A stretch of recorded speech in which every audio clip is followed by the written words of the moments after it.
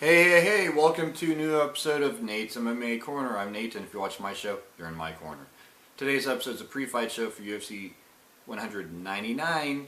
We're getting close to that 200, and 199, I think, is a good complement to 200. You got two big title fights leading into going into UFC 200, and yeah, UFC 199 can stand on its own as a big major pay-per-view. And this is a pre-fight show of the main card, so let's get started. Yeah, the main event is UFC middleweight champion Luke Rockhold defending the middleweight strap against top contender Michael the Count Bisping. Michael, of course, coming off the biggest win of his career in beating Anderson Silva.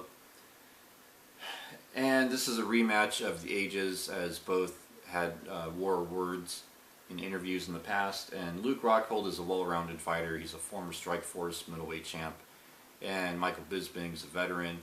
And I think, with that said, though, Rockhold gets it done, second round KO. I think it'll be pretty much like the first fight, but yeah, it'll be by knockout, because I think Michael Bisping's can be more aggressive with the striking and be trying to push the pace more coming forward. And I think Rockhold will be able to deal with the pressure that Michael Bisping puts on him. And this time he knocks him out in the second round, as the first one ended by submission. I think this one, it's not going to be some... there might be some grappling, and Rockhold could get a submission victory. And I think if Bisping does win this, it'll be by knockout. But I think Rockhold's going to win this fight. Rockhold gets it done, second round knockout, I think. Bisping unleashes the gas tank on Rockhold in that first round, and the first round turns into a feeling out process for Rockhold.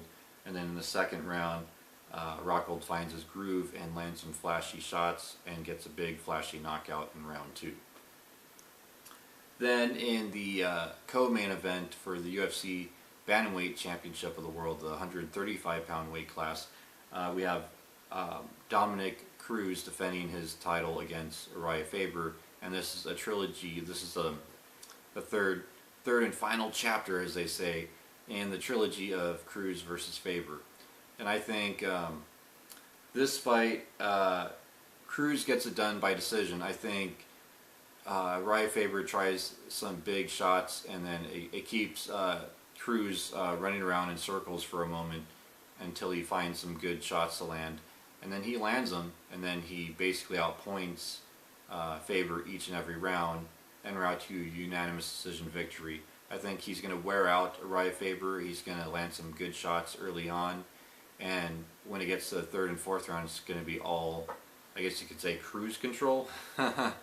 Yeah, so yeah, I got Cruz definitely outpacing Faber and getting a victory by 50-45, if not 49-46 unanimous decision for Dominic Cruz, simply outpointing and wearing out Faber. And Faber is hard to submit, and Faber could get knocked out, but I just don't feel like Cruz is that guy right now to knock out Faber. I think Cruz he dominates. He's a dominator, as they say, and he wins by a unanimous decision here due to points on strikes every round.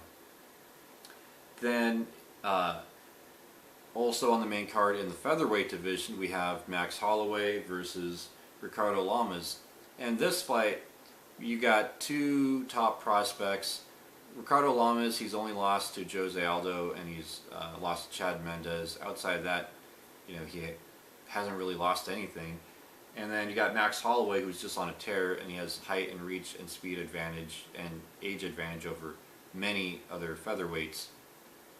And I think Max Holloway can take a shot, and he has great takedown defense, and I think Ricardo Lamas is going to start looking for those takedowns pretty quick, because once he gets hit by Max Holloway, he's not going to want to get hit again. So he's going to be desperate for the takedowns, and it's going to close that gap more. And then Max Holloway could knock him out in the clinch, and then get a victory here. And so I think Max Holloway gets a first round stoppage victory due to strikes. Yeah, towards the tail end of the first round. I think this fight could go to a decision, but I would favor more towards Max Holloway gets it done, first round knockout. Then in the middleweight division, we have Dan Henderson versus Hector Lombard on the main card. And this one I got Hector Lombard winning by first round knockout. I think he's just really powerful, great wrestler, and he can deal with the grappling of Dan Henderson, which keeps it standing. And then he's not going to fall for the big overhand right shot of Dan Henderson. At least I don't think he will. And I think he'll avoid that, and then he'll land a counter and knock out Dan Henderson. So yeah, I got Hector Lombard winning by first round knockout in somewhere in that vein in this fight.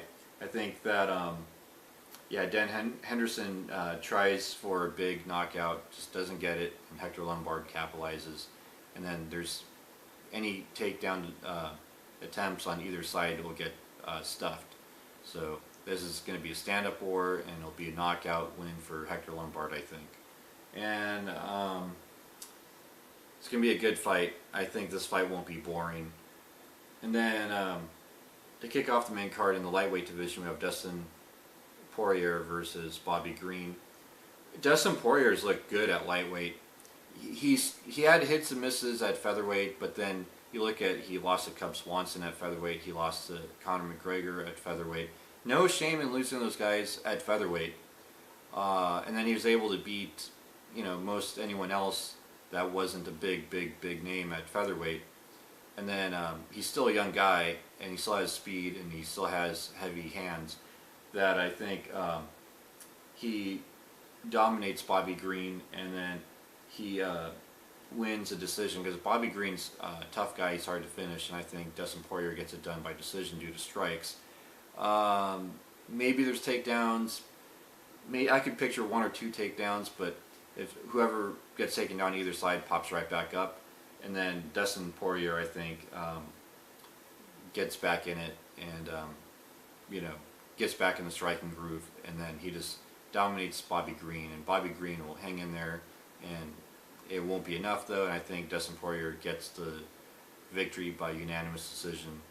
I could picture maybe Bobby Green winning a round due to strikes on here, but then at least 2 rounds will be won by Dustin Poirier, and round 2 unanimous decision victory. So there you have it. There's my predictions to the main card. Stay tuned in the coming days for my post-fight show of this exciting pay-per-view. And until then, see ya.